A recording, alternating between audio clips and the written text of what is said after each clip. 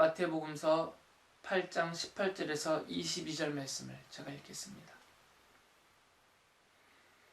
예수께서 무리가 자기 옆에 둘러서 있는 것을 보시고 제자들에게 건너편으로 가자고 말씀하셨다. 율법학자 한 사람이 다가와서 예수께 말하였다. 선생님, 나는 선생님이 가시는 곳이면 어디든지 따라가겠습니다. 예수께서 그에게 말씀하셨다. 여우도 굴이 있고 하늘을 나는 새도 보금자리가 있으나 인자는 머리 둘 곳이 없다. 또 제자 가운데 한 사람이 말하였다. 주님, 내가 먼저 가서 아버지의 장례를 치르도록 허락하여 주십시오.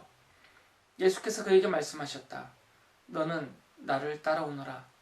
죽은 사람의 장례는 죽은 사람들이 치르게 두어라. 아멘.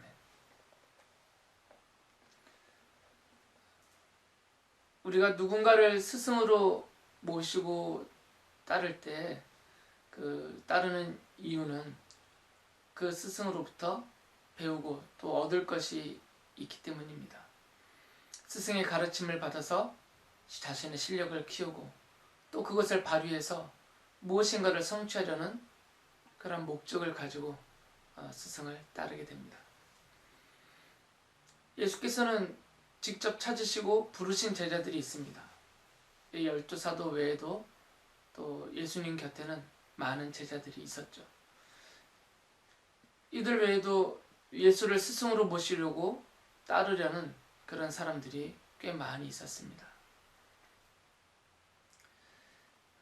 우리가 살 때 이 세상에서 부귀와 영화를 누려보려는 것은 저와 같은 이런 보통 사람들에게 다 있는, 보통 사람들이 갖는 그런 동일한 목적입니다.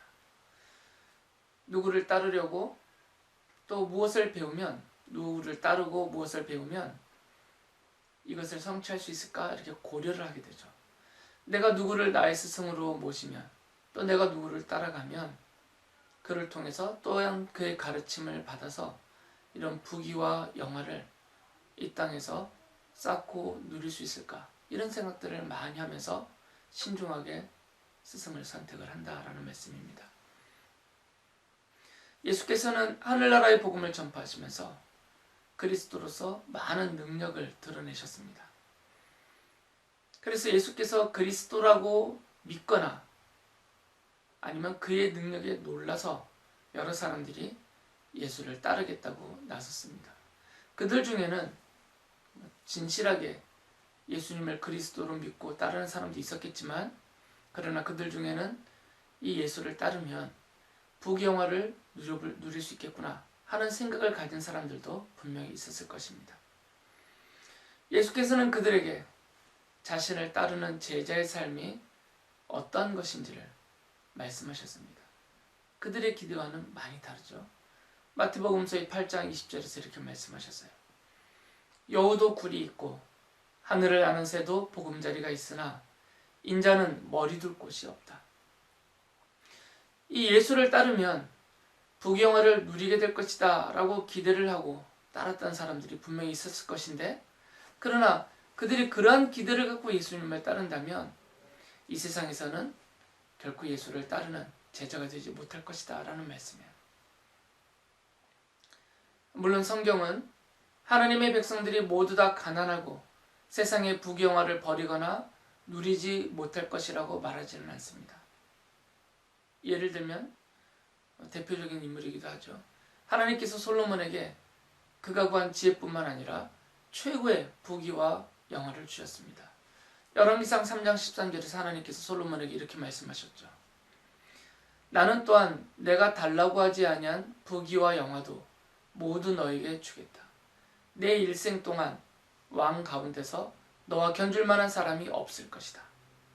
이 말씀하신 대로 솔로몬에게 하나님은 최고로 부귀와 영화를 누릴 수 있게 해주셨습니다. 시편에 보면 시인도 하나님을 경외하면서 그 계명을 지키는 성도들에게는 하나님이 부귀와 영화를 주실 것이다 라고 약속을 했어요. 시편 112편 2절과 3절에 이렇게 말씀하십니다. 그의 자손은 이 세상에서 능력 있는 사람이 되며 정직한 사람의 자손은 복을 받으며 그의 집에는 부귀와 영화가 있으며 그의 의로움은 영원토록 칭찬을 받을 것이다. 이런 성경의 말씀과 예를 본다면 하나님께서는 신실한 성도들에게도 부귀와 영화를 누리게 해주시는 경우가 꽤 있고 또 그런 약속을 해주셨습니다. 그런데 여기에는 이제 전제가 있습니다. 하나님께서 성도들에게 이런 부귀영화를 주셨을 때에는 하나님의 뜻이 전제가 됩니다. 왜 그들에게 그것을 주시려고 하시느냐라는 거죠. 그래서 하나님께서 뜻을 정하시고 그리고 그들에게 부귀영화를 누리도록 주셨다면 그것을 사용하셔서 그것을 받도록 허락하신 그 성도들을 사용하셔서 하나님의 뜻을 이루려 하신다는 것입니다. 그렇기 때문에 하나님께서 성도들에게 부귀영화를 이 땅에서 누리도록 주실 경우에는 그들의 믿음과 헌신에 대한 보상이라는 그런 의미보다는 그들에게 그것들을 주시고 그 부귀영화를 주시고 또 그들이 받은 그것을 사용하셔서 하나님의 뜻을 드러내시고 이루시려는 그런 의미가 더 분명하다라고 말씀드릴 수 있습니다. 다시 한번 말씀을 드리면 성도들도 하나님이 뜻을 갖고 계시면 하나님께로부터 부귀영화를 받아 누릴 수 있습니다. 그러나 그것은 믿음과 헌신에 대한 보상이라기보다는 하나님께서 그 사람에게 부귀영화를 주셔서 그와 그에게 주신 것을 사용하시면서 하나님의 뜻을 이루려 하신다. 이것이 더 큰 의미다라는 것입니다. 그래서 주신 분이 이 하나님이시라는 사실을 그들의 삶을 통해서 드러내면서 하나님께 영광을 돌리게 하려고 부귀영화를 주신다는 것입니다. 그들에게 주신 그 부귀영화를 선하게 베풀면서 주님이 가르쳐 주신 이타적인 삶을 실천하여서 하나님의 백성으로서 예수 그리스도의 십자가 복음을 세상에 드러내게 하시려고 그 모든 것들을 주시고 허락하시는 것이 하나님의 뜻이다라고 말씀을 드릴 수 있습니다. 그러니까 그것은 그들이 추구하여 얻은 것이 아니라 하나님께서 그들에게 뜻이 있어서 주신 것이다 라는 것이죠. 기본적으로 우리 성도들은 이 세상의 부귀영화를 추구하지 않습니다. 우리는 그것을 추구하지 않으면서도 예수를 기꺼이 따릅니다. 하나님은 그러한 성도들에게 비록 성도들이 이 세상의 부귀영화만을 노리고 그것만을 목적하고 예수님을 따른 것은 아니다더라도 하늘나라의 영원하고 또 완전하고 온전하고 찬란한 부귀영화를 주실 것입니다. 이사야 예언자가 바로 그날에 그 구원의 날에 하나님이 이것들을 성도들에게 주실 것이라고 예언을 이렇게 해놨습니다. 이사야서 61장 6절에 보면 사람들은 너희를 주님의 제사장이라고 부를 것이며 우리 하나님의 봉사자라고 일컬을 것이다. 열방의 제물이 너희 것이 되어 너희가 마음껏 쓸 것이고 그들의 부귀영화가 바로 너희 것임을 너희가 자랑할 것이다. 또 예수께서는 이 같은 읽어드렸던 말씀을 보면 아버지의 장례를 먼저 치르고 나서 예수를 따르겠다라는 제자에게 아버지의 장례는 죽은 사람들이 치르게 두고 너는 나를 따르라 라고 말씀하셨죠. 22절에 이렇게 말씀하셨어요. 너는 나를 따라오너라. 죽은 사람의 장례는 죽은 사람들이 치르게 두어라. 지금 이 말씀에서 예수님이 그 제자에게 아버지의 장례식에 참석하는 것을 허락하셨느냐 아니면 허락하지 않으셨느냐, 이것은 이 말씀의 요점이 아닙니다. 예수께서 이런 말씀을 하신 의도가 거기에 있지 않다는 것이에요. 성도들에게도 당연히 장례식은 허용이 됩니다. 가족의 장례를 치를 수 있고 가까운 사람들의 장례를 치를 수 있습니다. 성경은 그것을 금하지 않죠. 예수님도 그것을 금하지 않습니다. 예수께서 이 말씀을 하신 것은, 이 제자에게 이 말씀을 하신 것은 앞서서 예수를 따르겠다는 사람에게 부귀영화를 추구하지 말라고 가르쳐 주신 것처럼 예수님을 따르는 제자의 정체성을 알려주시는 것입니다. 첫 번째 말씀에서는 예수님을 따르는 제자요 성도들의 정체성을 분명하게 밝히신 것이죠. 세상의 부경화를 추구하는 사람들이 아니다. 그럼에도 불구하고 주님께서 뜻이 있다면 주시고 또 최종적으로는 영원한 하나님 나라에서 이 땅의 것과는 비교할 수 없는 그런 부경화를 누리게 될 것이다 라는 이런 제자요 성도들의 정체성을 하나 밝히셨고요. 지금 이 두 번째 단락도 마찬가지입니다. 제자의 정체가 무엇이냐를 알려주시는 거죠. 예수님을 스승으로 믿고 섬기고 따르는 제자, 곧 성도의 정체가 무엇인지를 이 말씀으로 알려주시려고 하신 것이 주께서 이 말씀을 하신 의도입니다. 복음서에 보면 예수님께서는 이 하늘나라의 복음을 듣지도 믿지도 받아들이지 않는 사람들을 향하여서 그들은 죽은 사람들이다 이렇게 말씀하셨어요. 요한복음서 5장 25절을 보면 이렇게 말씀하셨습니다. 내가 진정으로 진정으로 너희에게 말한다. 죽은 사람들이 하나님의 아들의 음성을 들을 때가 오는데 지금이 바로 그때이다. 그리고 그 음성을 듣는 사람들은 살 것이다. 죽은 사람들, 지금 예수님 당시대에 예수님의 말씀을 듣고 있는 그 모든 사람들을 예수님은 죽은 사람들이다 라고 불렀어요. 그러나 그 죽은 사람들 중에 하나님의 아들의 음성, 곧 예수 그리스도의 음성, 그 말씀, 그 복음을 듣고 믿고 따르는 사람들은 살게 될 것이다 라고 말씀하신 거죠. 사도 바울도 예수님과 마찬가지로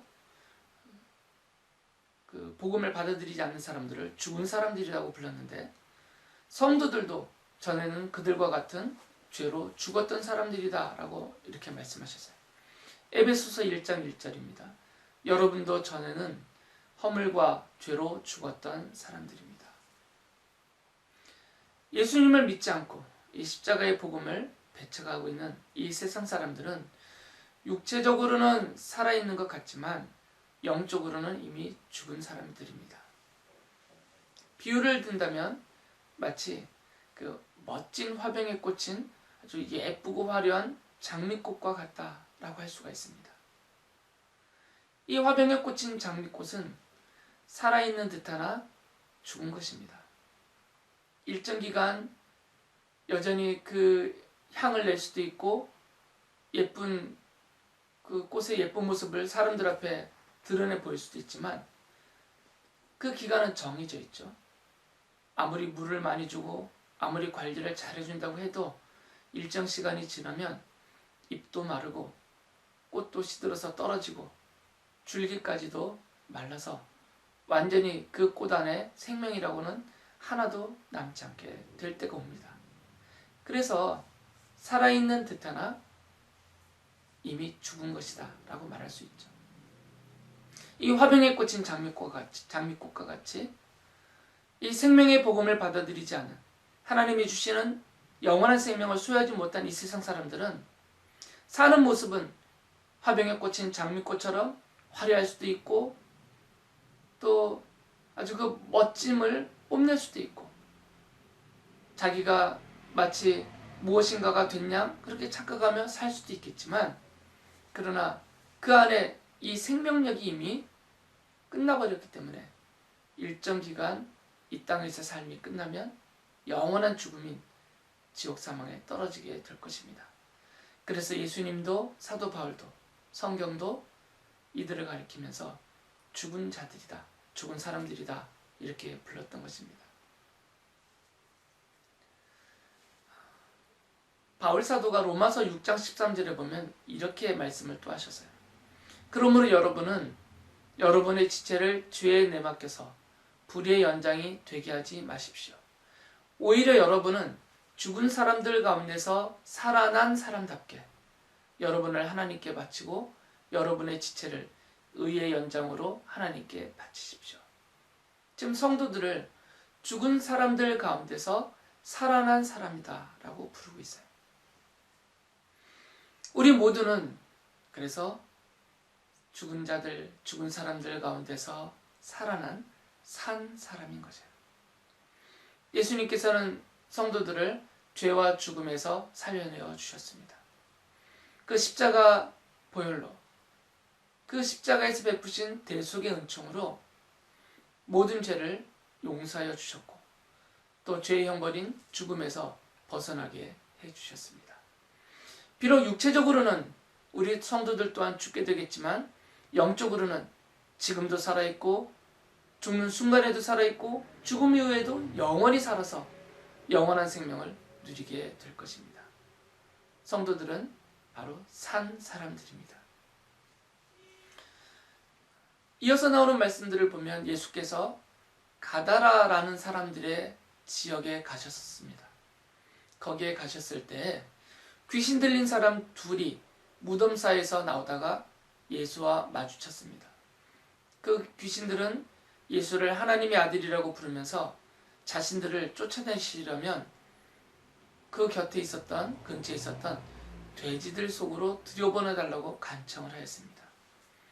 예수께서는 그들의 간청을 들어주셔서 가라라고 명령하시니까 그 두 사람 안에 들어가 있던 귀신들이 나와서 돼지들 속으로 들어갔습니다.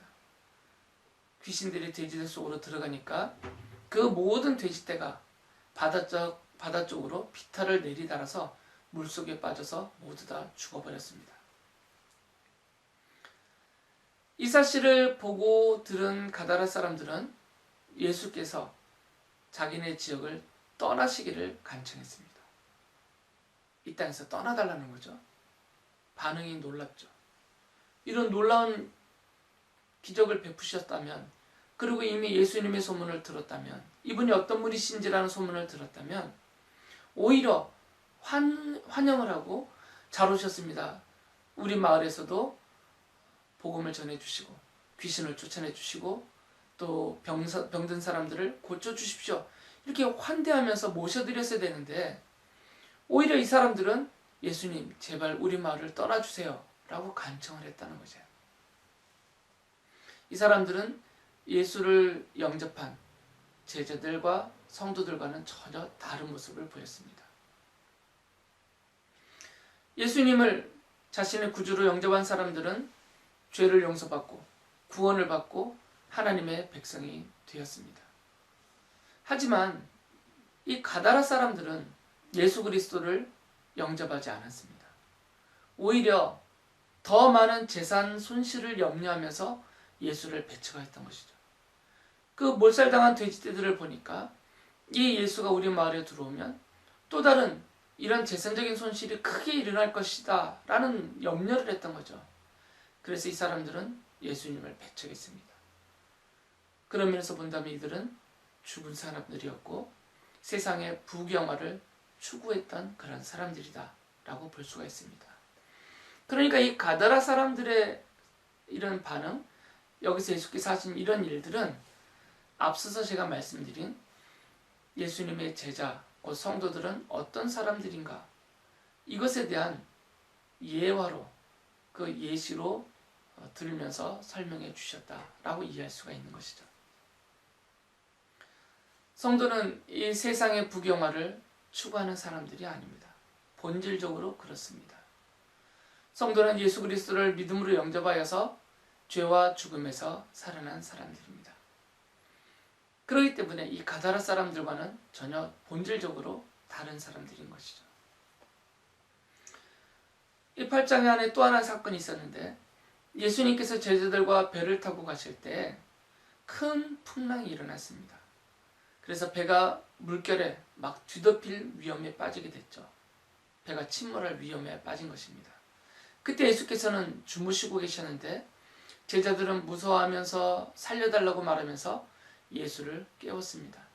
예수께서는 그들의 믿음이 적다고 책망하시면서 바람과 바다를 꾸짖어서 잔잔하게 하셨습니다.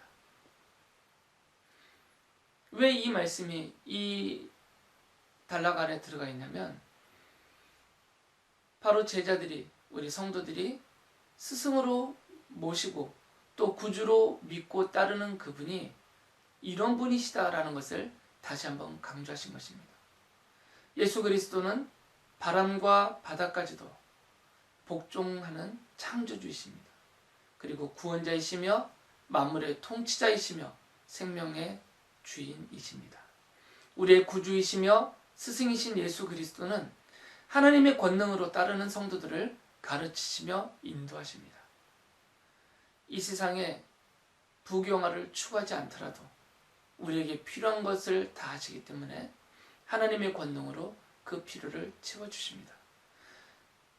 죽음 이후에 모든 것이 사라져버릴 이 세상에서 썩어지고 없어질 헛된 부귀와 영화가 아니라 전혀 썩어지지 않고 도둑질 당하지 않는, 부패되거나 소실되지 않는 완전하고 그리고 온전하고 영원한 부귀영화를 하나님의 나라에서 누리게 해주시는 분이십니다.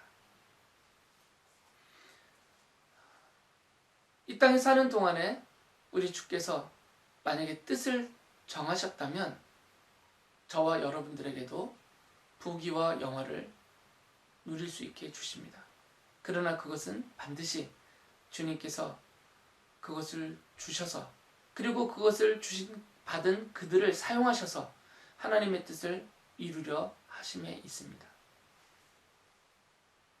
이후에는 우리 모두가 다 하나님 나라에서 영원한 생명과 부와 존귀와 영광과 기업을 누릴 수 있게 해 주실 것입니다.